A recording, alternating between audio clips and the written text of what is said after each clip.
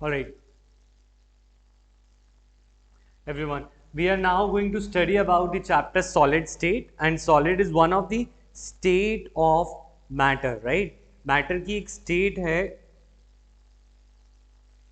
Solid state, ठीक है। और अगर हम बात करें इस सॉलिड स्टेट के बारे में, हमें बहुत सारी चीज़ें तो पहले से ही पता है।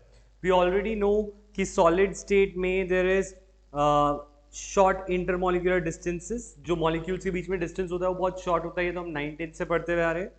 Intermolecular forces on the other hands are really large, ठीक है। और इंटरमोलिकुलर फोर्सेस क्या होता है? दो मॉलिक्यूल्स के बीच का फोर्स। तो there is large force of attraction या force intermolecular forces are very strong, right? Third point that we already know कि particles do not move. liquid और gas के particle एक जगह से दूसरी जगह move कर जाते हैं, but this is not so with solid state. Their particles can only oscillate around their mean position. Their particles can only oscillate around their mean position. So this is मतलब क्या है इसका? एक पार्टिकल, अगर मैं सॉलिड की बात कर रहा हूँ, ये सॉलिड के पार्टिकल्स हैं 1 2 3 4, ये सॉलिड के पार्टिकल्स हैं। These solid particles cannot flow, they cannot move from their position. All they can do is ये थोड़ा सा oscillate कर सकते हैं, इधर से लेफ्ट इधर से right, mean position will remain same. तो these 3 points are clear to you, yes or no? जल्दी से मुझे बताओ। Yes. ठीक है। So moving on from this, we also know कि जो पार्टिकल्स हम बात कर रहे हैं सॉलिड स्टेट की, तो ये चैप्टर दो पार्ट्स में डिवाइडेड है, ठीक है। First of all we need to classify how many types of solids are there, all right. तो the thing is solids are of two type, solids are of two types. और ये दो type के solids कौन कौन से होते हैं? One is called crystalline solid and one is called amorphous solid. तो दो तरह के सॉलिड्स होते हैं, crystalline and amorphous. What is the difference between the to? Crystalline और अमॉर्फस में क्या डिफरेंस होता है, ये मेन चीज हमारा पॉइंट आता है। फर्स्ट पॉइंट जो मेन डिफरेंस है क्रिस्टलाइन और अमॉर्फस सॉलिड में, और मैं तुम्हें बताऊंगा एग्जांपल के साथ कि हमारे आसपास पाई जाने वाली चीजें क्रिस्टलाइन है या amorphous. Will come to that also. तो सॉलिड्स दो टाइप के हैं, crystalline and amorphous. Main point of difference between crystalline and amorphous is they crystalline solids have a long range order. इनके अंदर जो order होता है that is long range order. अब what is meant by long range order? ये वाली बात समझ नहीं आई। तो long range order और amorphous में होता है short range order. What is meant by this long range and short range order? उसकी बात करनी है हमें। तो long range order का मतलब होता है कि जो particles होते हैं, ये particles के बीच में जो इंटरमोलिकुलर डिस्टेंसेस होते हैं उसकी तो बात नहीं कर रहे हैं हम, यहाँ पे एक पैटर्न की बात कर रहे हैं। इफ यू कैन सी, ये एक पार्टिकल है जिसके अंदर हम, एक सॉलिड है जिसके हम पार्टिकल्स को देख रहे हैं, उसके मॉलिक्यूल्स को देख रहे हैं। तो can you see there is a repeating pattern over here, एक रिपीटिंग पैटर्न है, और ये रिपीटिंग पैटर्न अपने आप को बहुत ज़्यादा बार क्या कर रहा है, रिपीट कर रहा है, पूरे स्ट्रक्चर पे ही रिपीट हो रहा है, सेम रिपीटिंग पैटर्न। ये 4 येलो डॉट के बीच में एक ग्रीन डॉट। तो what is meant by long range order? It means that a repeating pattern repeat itself at itself over long distances,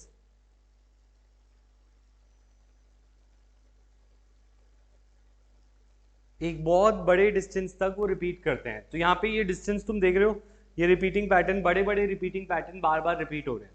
amorphous solid को अगर हम अंदर से देखते हैं तो उसके अंदर एक शॉर्ट रेंज ऑर्डर होता है, मतलब इसमें भी रिपीटिंग पैटर्न तो होना पॉसिबल है, बट जो रिपीटिंग पैटर्न है वो एक बहुत छोटी सी डिस्टेंस पे रिपीट होता है,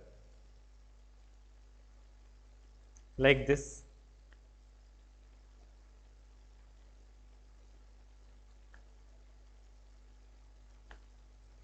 तुम्हें ये डायग्राम्स बनाने हैं, I will ask your notebook. अगर तुमने ये नहीं लिखा होगा तो आई विल नॉट अलाउ। अब क्योंकि हम फिजिकल केमिस्ट्री चल रहे हैं तो हर एक क्लास के बाद मैं नोट्स लूंगा तुम्हारे। और अगर मेरे पास नोट्स टाइम पे नहीं आएंगे तो I will not allow in next class, ठीक है।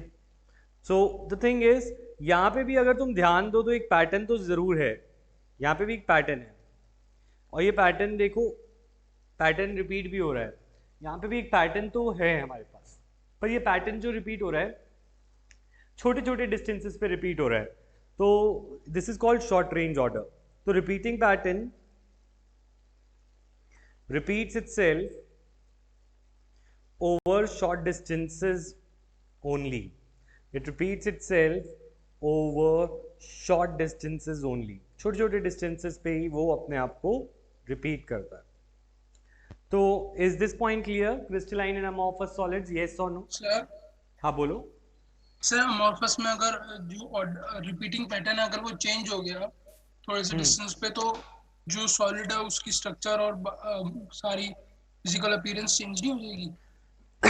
देखो रिपीटिंग पैटर्न चेंज नहीं हो रहा है यहाँ पे, रिपीटिंग पैटर्न तो सेम ही है तो ये 3 येलो डॉट के बीच में ग्रीन डॉट, तो ये रिपीटिंग पैटर्न रिपीट होती है पर वो छोटे छोटे डिस्टेंसेस पे होती है, इसीलिए वो इरेगुलर दिखाई देता है हमें। सर इन बिटवीन जो येलो और ग्रीन डॉट का डिस्टेंस है बिटवीन का, वो हाँ सर मतलब जो इनके बीच में गैप है उसको हम शॉर्ट रेंज लॉन्ग रेंज की वजह से कह रहे हैं। उनके बीच में जो गैप्स है हाँ वो शॉर्ट है। तुम ये कह रहे हो अगर ये पार्टिकल्स का पैटर्न चेंज हो गया तो क्या होगा, ये कहना चाह रहे हो? ये सर मुझे लगा कि पैटर्न थोड़ी थोड़ी दूर पे चेंज होता है। अगर देखो पैटर्न चेंज हो गया तो उससे चीज़ें अलग अलग हो जाती है, जैसे पता है हमें ग्रेफाइट और डायमंड का पैटर्न अलग है तो उसका केमिकल नेचर चेंज हो जाता है ना। तो ग्रेफाइट और डायमंड है तो दोनों कार्बन, बट उनका पैटर्न अमॉर्फस फिर से समझा दो। अमॉर्फस में ये है देखो निम्रत, यहाँ पे हमारे पास एक रिपीटिंग पैटर्न तो है, तुम्हें ये देख रहे हैं ये रिपीटिंग पैटर्न? Yes sir. तो ये रिपीटिंग पैटर्न रिपीट तो हो रहा है पर ये छोटे छोटे डिस्टेंसेस पे रिपीट हो रहा है, स्मॉलर डिस्टेंसेस पे, है ना। और लॉन्ग रेंज ऑर्डर में क्या है, पैटर्न है और वो बड़े बड़े डिस्टेंसेस पे रिपीट हो रहा है। तो लॉन्ग रेंज और शॉर्ट रेंज का मतलब है कि ये बड़े डिस्टेंस पे पैटर्न रिपीट होते हैं, ये छोटे डिस्टेंस पे रिपीट होते हैं, और क्योंकि ये बड़े डिस्टेंस पे रिपीट होते हैं तो ये थोड़े रेगुलर लगते हैं हमारे, इनको इनकी शेप अच्छी दिखाई देती है। और यहाँ पे छोटे छोटे रिपीटिंग पैटर्न्स होते हैं तो ये हमें इतना खास दिखाई नहीं देते, ये इरेगुलर से दिखाई देते हैं। क्लियर? Okay sir. और शारन क्लियर है तुम्हें? सर ठीक है, तो अब बात आ रही है, ये तो Sir. First point of difference है, तो this was first point of difference between the two. हम कर रहे थे क्रिस्टलाइन सॉलिड्स और अमॉर्फस सॉलिड्स, इनका first point of difference is long range order and short range order.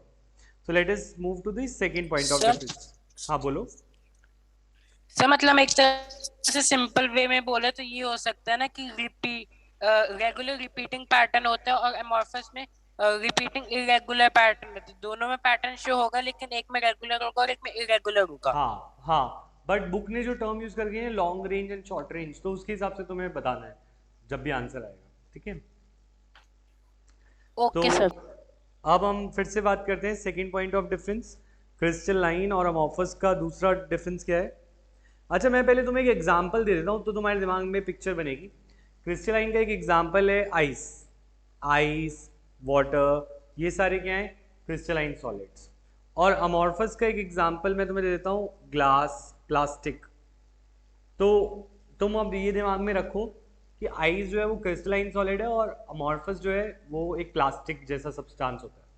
तो अब सेकंड पॉइंट ऑफ डिफरेंस पे आते हैं, और वो second point of difference is our irregular regular shape. इनकी जो शेप होती है रेगुलर और डेफिनेट शेप होती है इनकी। अगर हम इनको माइक्रोस्कोप से देखें तो इनके अंदर एक फिक्स शेप होती है। जैसे फॉर एग्जांपल तुम्हें पता है स्नोफ्लेक होता है, स्नोफ्लेक की एक क्रिस्टलाइन सॉलिड है, और तुमने शायद कार्टून्स में या पिक्चर्स में देखा होगा कि स्नोफ्लेक की एक फिक्स्ड शेप होती है। This is a Snowflake, you will see it is like this, एक स्नोफ्लेक ऐसा होता है। तो ये स्नोफ्लेक एक क्रिस्टलाइन सॉलिड है और इसकी शेप हमेशा ही ऐसी बनती है। तो this is how I am going to tell you कि स्नोफ्लेक्स जो होते हैं ऐसे ही ये आइस जो है, ice is a crystalline solid. Ice कैसा सॉलिड है? क्रिस्टलाइन। तो उसकी जो रेगुलर शेप आती है, 3D शेप आती है, वो एक फिक्स शेप में आती है, राइट? तो इसी तरीके से जो अमॉर्फस सॉलिड्स है, they are do not have fixed और रेगुलर शेप। इनकी कोई फिक्स शेप नहीं होती। प्लास्टिक का जो पार्टिकल है वो फिक्स शेप में नहीं होता, ठीक है, बट आइस का एक पार्टिकल जो है वो फिक्स शेप में रहेगा, ठीक है। नहीं, फॉर्मूला नहीं लिख सकते हम, फॉर्मूला तो सबका सेम होता है। फॉर्मूला इज केमिकल नेचर, हम यहाँ पे फिजिकल स्टेट्स की बात कर रहे हैं गौतम, ठीक है।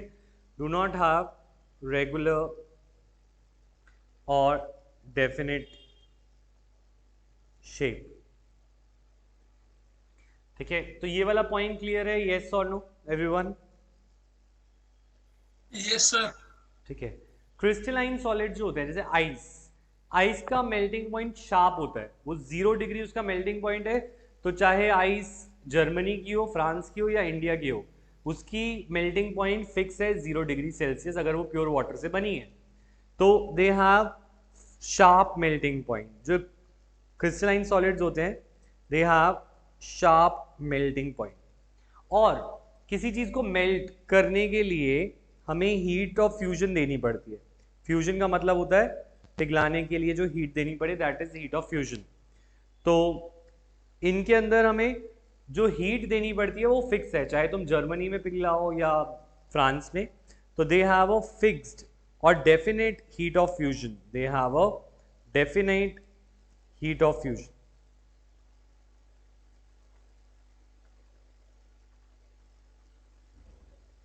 ऑलराइट, तो इनकी हीट ऑफ फ्यूजन फिक्स है, मेल्टिंग पॉइंट शार्प है। अब अगर हम एक प्लास्टिक की बात करें, तुमने प्लास्टिक को बचपन में कभी दिवाली वगैरह पे तो जलते हुए देखा होगा, Sir? पिघलाया होगा। हाँ बोलो। Sir, can you please explain third point again? Fourth point, this one Bhavya. Third, sharp melting. Sharp melting point मतलब जैसे आइस का मेल्टिंग पॉइंट 0 डिग्री है, तो वो 0 डिग्री पे पूरा पिघल जाएगा, शार्प है। अगर 1 डिग्री होगा तो पानी ही होगा, ये फिक्स्ड है। तो they have a sharp melting point, 0 degree पे ही ये मेल्ट हो रहा है तो 0 पे ही मेल्ट होगा। 1 डिग्री पे ऐसा नहीं हो सकता कि कुछ थोड़ी आइस बचे, 1 डिग्री पे सारा पानी होगा। 0 डिग्री पे आइस और वाटर दोनों एग्जिस्ट कर सकते हैं, -1 पे आइस होगा, वाटर नहीं हो सकता। तो that is why they have a sharp melting point और फ्रीजिंग पॉइंट, ठीक है। और अगर हम बात करें प्लास्टिक को, अगर तुमने जलते हुए देखा हो, तो प्लास्टिक एक बार में सारा पिघल जाता है या फिर धीरे धीरे सॉफ्ट होता है? व्हाट डू यू से? सर फोर्थ पॉइंट भी रिपीट कर दो एक बार। फोर्थ भी पॉइंट रिपीट कर रहा हूँ, पहले ये वाले पॉइंट का मुझे आंसर दो। जब हमने प्लास्टिक को पिघलाया तो वो एक बार में सारा पिघल जाता है, लिक्विड प्लास्टिक बन जाता है, या वो धीरे धीरे सॉफ्ट होता है? सर धीरे धीरे धीरे धीरे धीरे धीरे धीरे। धीरे होता है। तो इसीलिए वी विल से कि amorphous solid soften at a range of temperature. Range of temperature मतलब इसका एक टेम्परेचर होगा, रेंज होगी, मतलब 80 से 90 डिग्री के बीच में पिघल जाएगा, या फिर 90 से 100 के बीच में पिघल जाएगा, डिपेंडिंग अपॉन कैसा प्लास्टिक है। It will soften over a range of temperature and it will not have a fixed melting point. इनका मेल्टिंग पॉइंट फिक्स नहीं होगा, ठीक है, शार्प नहीं होगा। अच्छा, हीट ऑफ फ्यूजन क्या था? Heat of fusion is the energy required to convert 1 mole solid, 1 mole solid को, टू लिक्विड। 1 मोल सॉलिड को लिक्विड में कन्वर्ट कर दें तो इसे हम बोलते हैं it is heat of fusion. और heat of fusion crystalline solids की फिक्स होती है, it is fixed. On the other hand जो अमॉर्फस सॉलिड्स हैं, they do not have a definite heat of fusion. इनको पिघलाने के लिए जो एनर्जी लगती है वो एक रेंज लगता है, फिक्स्ड एक पॉइंट नहीं है। Do not have definite heat of fusion, ठीक है। इनका हीट ऑफ फ्यूजन फिक्स नहीं है। मतलब क्या है, जैसे सपोज अगर मैं आइस को पिघलाना चाह रहा हूँ, सपोज वो 50 किलो जूल लेता है हीट, तो हमेशा वो 50 किलो जूल हीट ही लेगा पिघलने के लिए। पर plastic on the other hand ऐसा हो सकता है कि वो 30 से लेकर 60 किलो जूल्स लेता है हीट। तो ये फिक्स नहीं है, ये एक रेंज है। जैसे मेल्टिंग पॉइंट था वैसे ये हीट ऑफ फ्यूजन है। तो you tell me, is this point clear, yes और no? Bhavik, is this clear? ठीक है। दिशा, खुशी, त्रेहन, खुशी, दोनों खुशी को समझ आ रहा है? Yes, sir. Yes, sir. ठीक है, तो ये हमारा क्रिस्टलाइन और अमॉर्फस के बीच में कितने पॉइंट ऑफ डिफरेंस हो गए? ये हो गए हमारे 4 पॉइंट ऑफ डिफरेंस। अभी और है, let us go into next slide. और नेक्स्ट स्लाइड में again talking about crystalline solids and amorphous solids, और point of difference is point number 5। ठीक है, तो 5 पॉइंट इज, जो क्रिस्टलाइन सॉलिड्स होते हैं they are called true solids. इन्हें क्या बोलते हैं? True solids. और जो अमॉर्फस सॉलिड्स हैं they are called pseudo solids. इनको क्या बोल देते हैं? Pseudo. Pseudo means false. They are pseudo solids. और सूडो सॉलिड्स को एक और नाम दिया जाता है, they are also called super cooled liquids. अरे पी साइलेंट है इसके अंदर, ये आपने पी लिखा है इसके आगे। फिर से बोलो। सर ये सूडो के आगे पी लिखा है क्या आपने? पी साइलेंट है क्या इसमें? हाँ, पी साइलेंट है इसमें। सूडो का मतलब होता है फॉल्स। ठीक है, तो दे आर लाइक, हम कह रहे हैं क्रिस्टलाइन सॉलिड जो है वो असली के सॉलिड है, असली के सॉलिड है। और जो अमॉर्फस सॉलिड्स हैं वो असली के सॉलिड नहीं है, वो हमें ऐसा लगता है कि वो सुपर कूल किए हुए लिक्विड्स हैं। Why do we say this? Why are amorphous solids called pseudo solids? उसकी बात करते हैं। तो question comes, why are pseudo solid, why are amorphous solids called pseudo solids?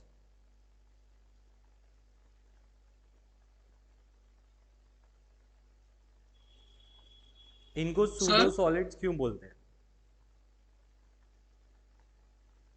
Why are amorphous solids called pseudo solids? ठीक है, तो इसका yes, मेरी आवाज आ रही है सबको? यस और नो? Yes, sir. हाँ जी सर। भविष्य रिज्वाइन कर लो।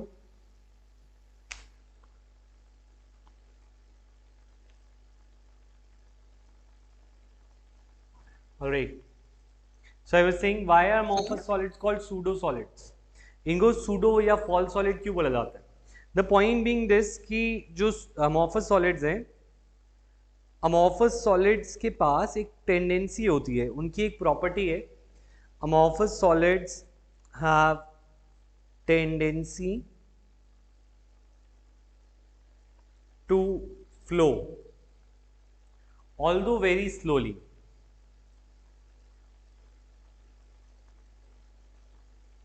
मतलब जो अमॉर्फस सॉलिड्स हैं वो क्या कर रहे हैं? वो बह रहे हैं, दे फ्लो। ठीक है, तो वाई, तो इसीलिए ये सॉलिड्स तो बहते थोड़ी हैं, solids do not flow, then why are we calling them, इसीलिए हम उन्हें कह रहे हैं कि वो असली के सॉलिड ही नहीं है, वो एक्चुअली में लिक्विड हैं जो कि सॉलिडिफाई कर दिए गए हैं, सुपर कूल कर चुके हैं। तो द पॉइंट इज कि हमारी खिड़की में जो लगा हुआ कांच है, हमारी विंडो के ऊपर जो कांच है, जो वो कांच वो बह रहा है। अब वो बह रहा है तो तुम बोलोगे मुझे दिखता तो नहीं है वो बहता हुआ, और वो कांच का जो शीशा है वो बह के नीचे तो नहीं हो गया। तो वो हम कह रहे हैं ये बहता तो है बट वेरी वेरी स्लोली, मतलब तुम्हारी जिंदगी में वो थोड़ा 1 सेंटीमीटर बह जाएगा 100 साल की जिंदगी में।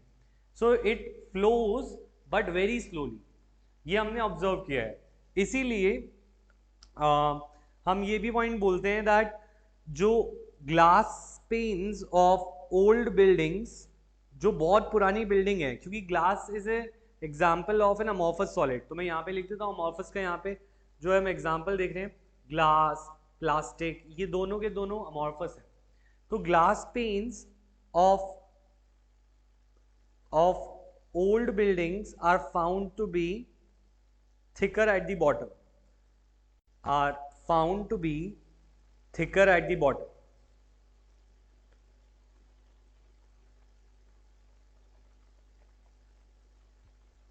जो पुरानी बिल्डिंग्स का कांच होता है वो नीचे से थिक पाया जाता है और ऊपर से थिन। क्यों? Because glass is an amorphous solid, because glass is amorphous and amorphous have the tendency to flow. So glass is amorphous which has tendency to flow. तो ये पॉइंट की वजह से जो ग्लास ऑब्जेक्ट्स हैं या कोई भी अमॉर्फस सॉलिड्स हैं उनको सूडो सॉलिड्स बोला जाता है। तो is this point of difference clear? Fifth point, yes और no? Yes sir. Yes sir. Yes, sir. All right, Yes, sir. Next point of difference is our, अभी खत्म नहीं हुआ है, सिक्स पॉइंट ऑफ डिफरेंस पे आते हैं, क्रिस्टलाइन एंड अमॉर्फस। और क्रिस्टलाइन अमॉर्फस में this is our I think six point of difference. और ये सिक्स पॉइंट ऑफ डिफरेंस कहता है क्रिस्टलाइन में दैट दे आर, मैं शो कर रहा हूँ, लो रिशांक,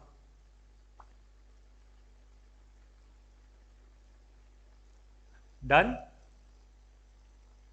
सिक्स पॉइंट क्रिस्टलाइन का दैट इज, ये जो सॉलिड होते हैं they are isotropic in nature, और जो नहीं sorry they are anisotropic in nature, anisotropic. they are called anisotropic in nature। और जो amorphous solids हैं they are isotropic in nature। Now what is meant by this isotropy, anisotropy? तो जो anisotropy होती है, this is the phenomena in which different physical properties are, different values of physical properties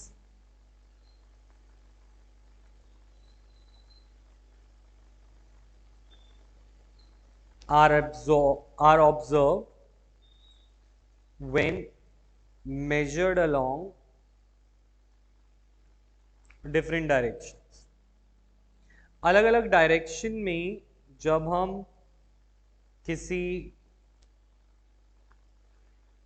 अलग अलग direction में जब हम फिजिकल प्रॉपर्टीज को मेजर करते हैं तो उनकी वैल्यू अलग अलग आती है। This is anisotropy. मैं इसका एग्जांपल देता हूँ।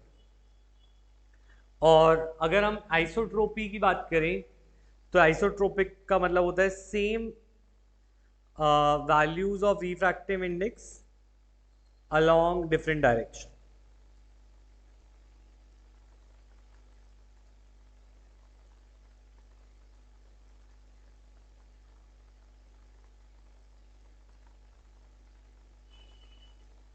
तो इसका मतलब क्या है? अच्छा मुझे एक बात बताओ, इज ग्लास क्रिस्टलाइन और इज ग्लास अमॉर्फस? अभी मैंने बताया था अमॉर्फस। अमॉर्फस, ठीक है। और अगर ग्लास अमॉर्फस है तो मुझे एक बात बताओ, उसको हम बात करें, यहाँ पे ग्लास ले लेते हैं और यहाँ पे आइस ले लेते हैं, ठीक है। तो अब तुमने बचपन में या फिर इस साल भी शायद तुमने क्या किया होगा, एक एक्सपेरिमेंट किया होगा, that is the glass slab experiment, है ना। ग्लास स्लैब एक्सपेरिमेंट लाइट में करते हैं हम, जिसमें हम एक ग्लास स्लैब लेते हैं और उससे लाइट को पास कराते हैं। तो उसमें एक प्रॉपर्टी आती थी रिफ्रैक्टिव इंडेक्स, राइट। और रिफ्रैक्टिव इंडेक्स वो द मेजर की कितना रिफ्रैक्शन किसी पार्टिकल किसी दो मीडियम से जाने में होता है। तो जब ग्लास स्लैब में हम एक्सपेरिमेंट करते थे तो ये लाइट बेंड कर जाती थी। और डू यू नो ग्लास का रिफ्रैक्टिव इंडेक्स क्या होता है?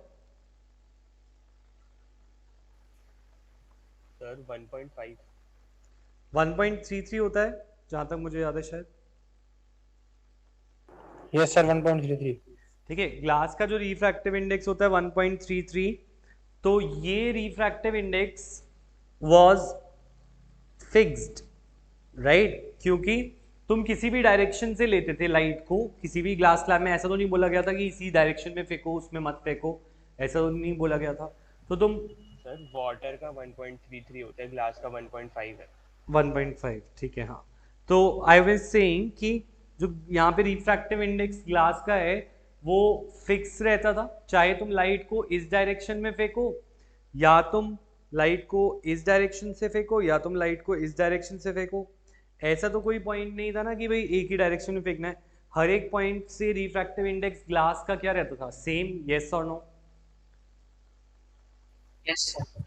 पर ये एक्सपेरिमेंट हम अगर तुम आइस स्लैब में करते, तुम अगर ग्लास स्लैब की जगह अगर तुम आइस स्लैब लेते, आइस स्लैब होता है ना जो शादियों में बर्फ का एक स्लैब जाता है, अगर इसके अंदर हम एक्सपेरिमेंट करने की कोशिश करते तो ये एक्सपेरिमेंट बिल्कुल सही नहीं होता।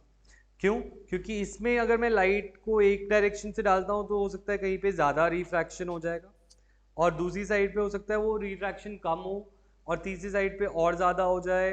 तो द पॉइंट बीइंग दिस कि यहाँ पर जो आइस का रिफ्रैक्टिव इंडेक्स है वो चेंज होता है डिपेंडिंग अपॉन कि तुम कौन सी डायरेक्शन से मेजर कर रहे हो। तो refractive index of ice on the other hand is not fixed. Water का फिक्स है पर आइस का नहीं, ठीक है। तो refractive index, because ice is a solid, और सॉलिड जो होते हैं क्रिस्टलाइन और अमॉर्फस दो तरीके के होते हैं, ठीक है। तो refractive index of ice will vary depending upon कि कौन सी डायरेक्शन तुम चूज करते हो, of ice will vary depending on direction that we choose. कौन सी डायरेक्शन से हम मेजर करते हैं उस पर ये डिपेंड करेगा। तो इसी बेसिस पर ऐसी बात आती है कि क्यों, क्वेश्चन आता है क्यों वेरी करेगा। तो द पॉइंट बीइंग दिस कि हमने बोला था कि ग्लास एक अमॉर्फस सॉलिड है तो उसके अंदर शॉर्ट रेंज ऑर्डर होगा, राइट। तो उसमें शॉर्ट रेंज ऑर्डर का मतलब है कि उसके जो पार्टिकल्स हैं वो हो सकता है किसी अरेंजमेंट में हो, पर उनका अरेंजमेंट शॉर्ट रेंज है, माने उनके अंदर छोटे छोटे डिस्टेंसेस पे पैटर्न रिपीट होते हैं, ये हम कह रहे थे, ठीक है। तो ऐसे केस में जब लाइट को हम पास कराते हैं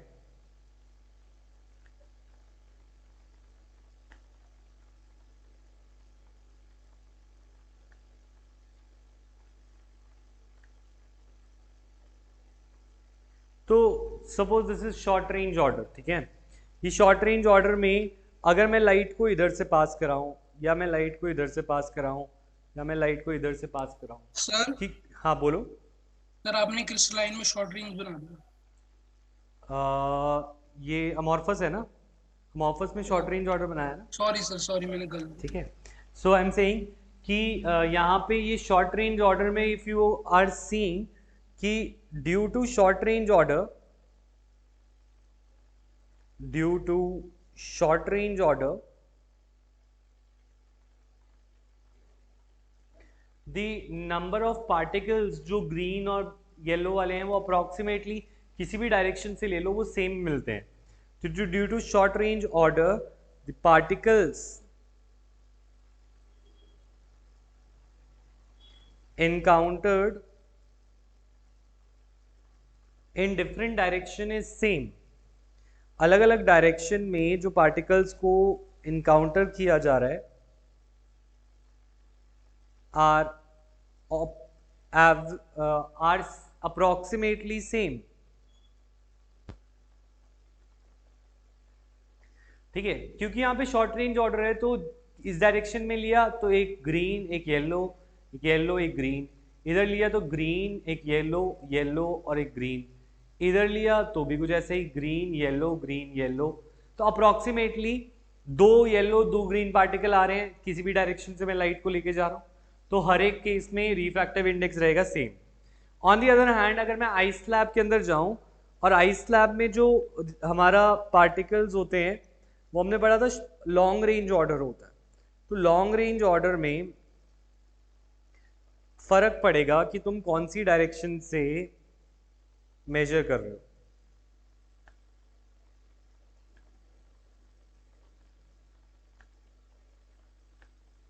देखो ये लॉन्ग रेंज ऑर्डर है, और अगर मैं इसमें सपोज इस डायरेक्शन से लाइट को लेके जा रहा हूं तो सिर्फ और सिर्फ ग्रीन पार्टिकल आ रहे हैं। अगर मैं इस डायरेक्शन से लेके जा रहा हूं लाइक दिस, तो यहाँ पे green yellow green yellow green yellow आ रहे हैं। अगर मैं इस डायरेक्शन से लेके जाऊंगा तो सिर्फ येलो पार्टिकल्स आएंगे। तो the thing is you can see कि what is the reason for anisotropy and isotropy. तो due to long range order different particles are encountered along different direction. Due to long range order, different particles are encountered along different directions. तो अलग अलग direction में लेने से अलग अलग particles देखने को मिल रहे हैं. तो दैट इज वाई यहाँ पे रिफ्रैक्टिव इंडेक्स वेरी करेगा जब हम डिफरेंट डायरेक्शंस को चूज करेंगे. So this is one point between crystalline and amorphous. Is the reason of isotropy and anisotropy clear? Yes or no, everyone? Yes, sir. Yes, sir. ठीक है. Please wait a minute. Hello. हाँ जी. हाँ yes sir. हाँ है. हाँ ले लो. ठीक है. All right. Last point of difference between crystalline and amorphous. Seventh point of difference.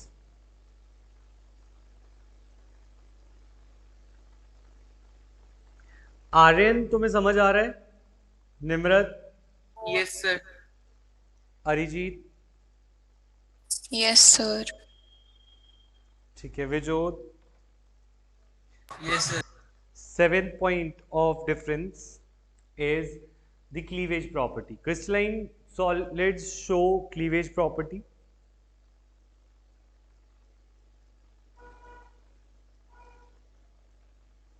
And amorphous solids do not show cleavage property.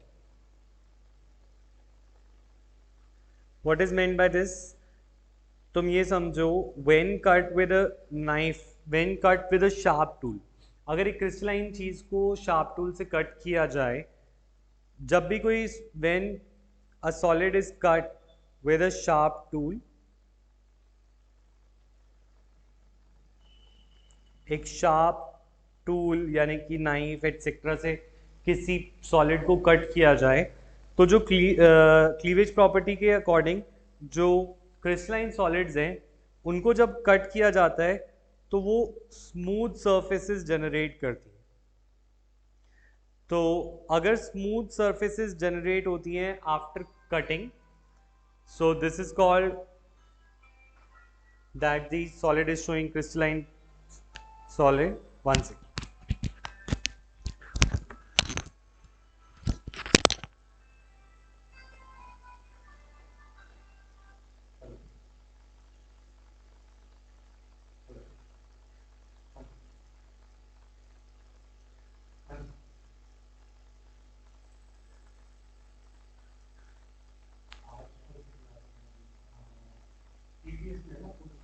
शाम को 7 बजे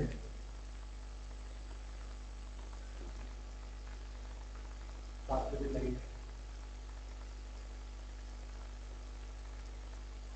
नहीं नहीं आज 7 बजे लगेगी क्लास में और कोई.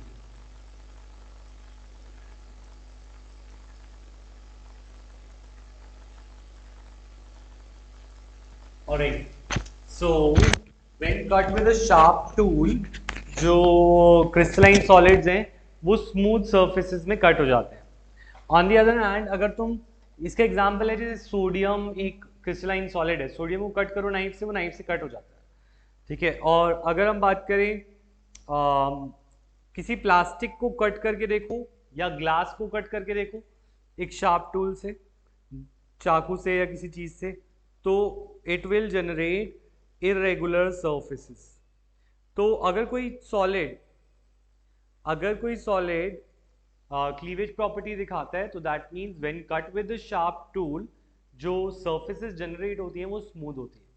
और इरेगुलर सर्फेस में द पॉइंट इज कि जब वो सर्फेसेस जनरेट होती हैं तो वो काफ़ी इरेगुलर सरफेस जनरेटर होती है, ठीक है। तो क्रिस्टलाइन और अमॉर्फस के ये पॉइंट्स ऑफ डिफरेंसेस हैं। एक पॉइंट ऑफ डिफरेंस तुम और याद रख सकते हो, that when heated and cooled regularly, जब बहुत ज़्यादा हीट या कूल किया जाता है बार बार, ठीक है, then crystalline solid, amorphous solids can convert into crystalline solids. amorphous solid crystalline में convert हो सकते हैं अगर बार बार उनको हीट और कूल किया जाए रेगुलरली।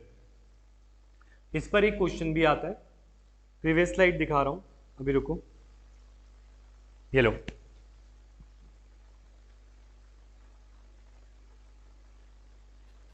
सर स्लाइड भी शो कर दो।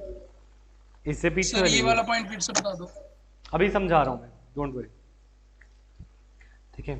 तो मैं कह रहा था अमॉर्फस से क्रिस्टलाइन कैसे बनाया जाता है, व्हेन हमारा एक क्वेश्चन भी आता है। देखो बात ये कह रहा हूँ कि अमॉर्फस के जो पार्टिकल्स है उनको फिक्स्ड शेप में लाया जा सकता है बार बार हीट और कूल करके, heat cool heat cool heat cool ऐसे करोगे तो जो अमॉर्फस सॉलिड्स के पार्टिकल हैं वो फिक्स शेप लेना शुरू कर देते हैं, and that is why they become crystalline.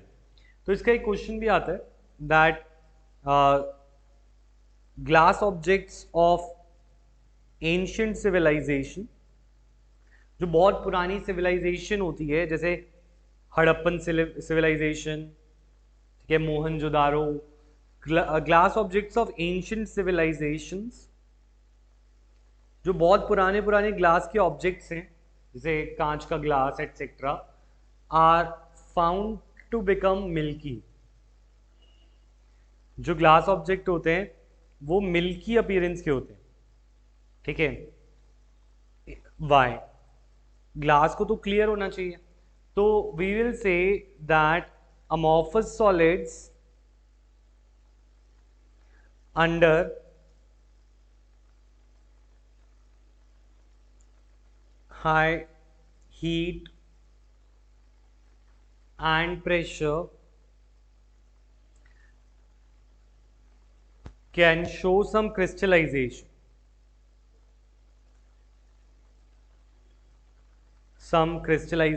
और इसी वजह से जो ग्लास की ऑब्जेक्ट है वो थी तो अमॉर्फस, बट उसके अंदर बीच बीच में क्रिस्टल्स बनने लग गया और क्रिस्टल की वजह से उसकी अपीयरेंस मिल्की हो गई।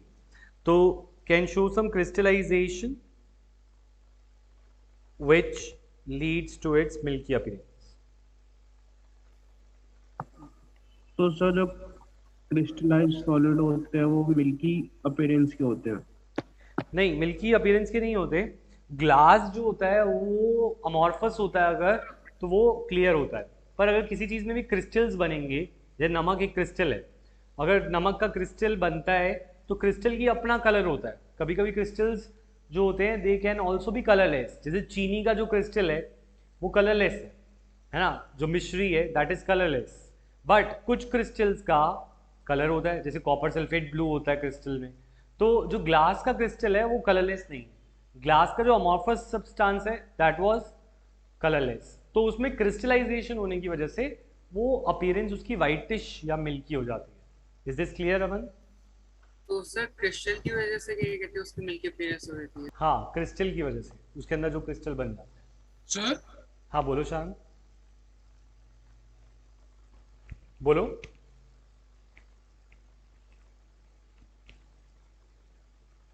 ये शारंग सर हाई आपने सर हाई हीट और प्रेशर लिखा है, कूल हाँ। भी तो आएगा सर? क्या आएगा? कूल कूल कूलिंग होती है ना। द थिंग इज कभी अर्थ, जैसे अगर हमारी अर्थ के नीचे कोई चीज़ चली जाती है तो वो बार बार कूलिंग और हीटिंग साइकिल, जैसे हमारी आसपास वेदर चेंज होता है तो कूल तो वो होगा ही, पर प्रेशर और हाई प्रेशर की वजह से वो हीट और प्रेशर की वजह से भी ज़्यादा फर्क पड़ता है। तो what I am saying is cool तो नॉर्मली रहती है एक चीज़, गर्म तब हो जाती है जब वो उसके ऊपर प्रेशर ज़्यादा पड़ता है, तो इसीलिए ऑल्टरनेटिवली ये साइकिल चलती है तब जाके वो मिल्की होती है। बोलो Sharang, clear? Yes sir. Type present in chat everyone. और होमवर्क के क्वेश्चन मैं बता रहा हूं।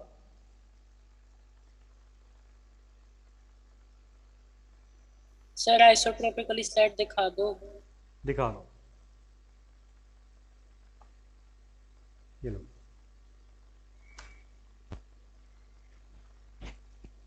ठीक है, होमवर्क के लिए मैं एमसीक्यू टेस्ट भेजता हूं तुम्हारे को, ठीक है? उसकी करेक्शन जरूर होनी चाहिए हर एक एमसीक्यू टेस्ट की, ओके? अगर तुम करेक्शन नहीं करो तो इट्स योर लॉस। अनुज, मैं डाउट क्लास का फिर तुम्हें बताता हूँ, वैसे तो ऑफलाइन है तो तुम आ सको तो आ जाना, बाकी अदरवाइज मैं ऑनलाइन कहोगे तो मैं बाद में अरेंज करूँगा। सर प्लीज नोट शेयर कर दो। मैं कर दूंगा थोड़ी देर में, अभी रात तक कर दूंगा, मुझे मैसेज डाल देना, ठीक है? Okay sir. Excuse me, sir. हाँ बोलो। बोलो Bhavya. Sir, is bio class tomorrow offline और online होगी? ऑफलाइन होगी, अगर बारिश ना हो बहुत ज़्यादा तो, वैसे तो ऑफलाइन होगी, नो प्रॉब्लम। सर क्योंकि मेरा ना मंडे को एग्जाम है एंड उसमें डाउट्स हैं मुझे। हाँ तो डाउट्स ले लेना मुझसे, ओके सर। ठीक है?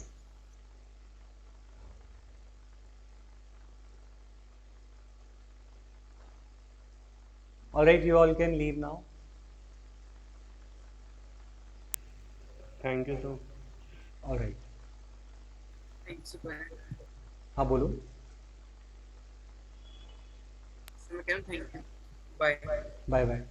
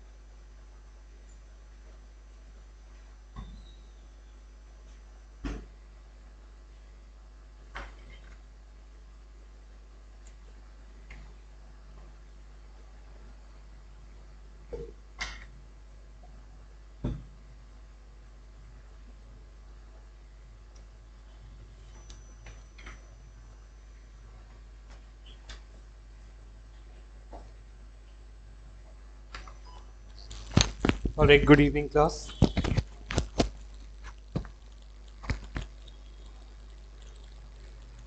Good evening.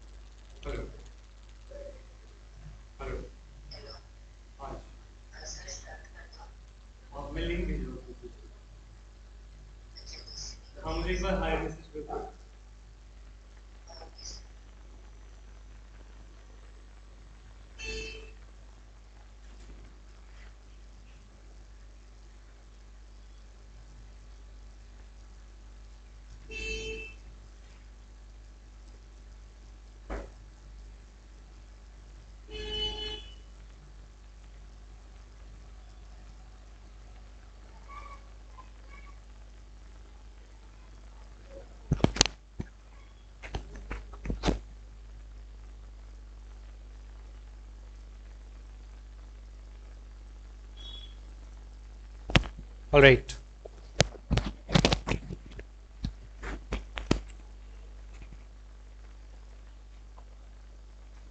All right, in last class we did one quantum number, that was principal quantum number.